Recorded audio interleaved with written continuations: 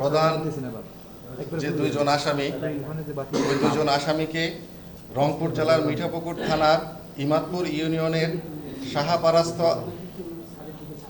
আসামিদের দুঃসম্পর্কের এক আত্মীয়র বাড়ি থেকে 5:45 দিকে আমরা গ্রেপ্তার করতে সক্ষম হই।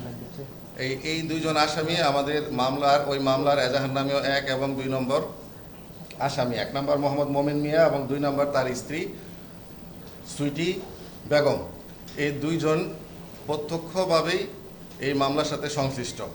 আপনারা জানেন যে এই মামলাটি মূলত আমরা প্রাথমিক তদন্তে বা প্রাথমিক জিজ্ঞাসাবাদে প্রাথমিকভাবে যে তথ্য পেয়েছি তা মূলত পূর্ব শত্রুতার জের ধরে এবং পূর্ব পরিকল্পিতভাবে এই হত্যাকাণ্ডটি সংঘটিত হয়েছে।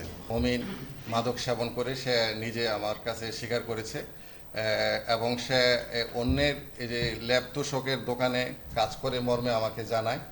এবং তার যে মেয়ে, ছোট মেয়ে যার কথা বলছেন, যে সেই মেয়েটার বয়স হচ্ছে 11 বছর এবং সে ক্লাস 5-এ পড়ে।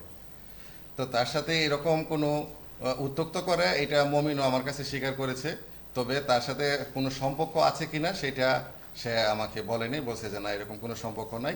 এই আগের মামলার কারণেই, মূলত আগের ঘটনার কারণ থেকেই তারা ফ্যামিলিগতভাবে বা পূর্ব শত্রুতা থেকেই যখনই দেখে তখনই তারা এই ধরনের একটা ব্যাড কমেন্ট করে, যেটা নিয়ে মূলত ওই দিনের ঘটনাটা সৃষ্টি হয়েছে।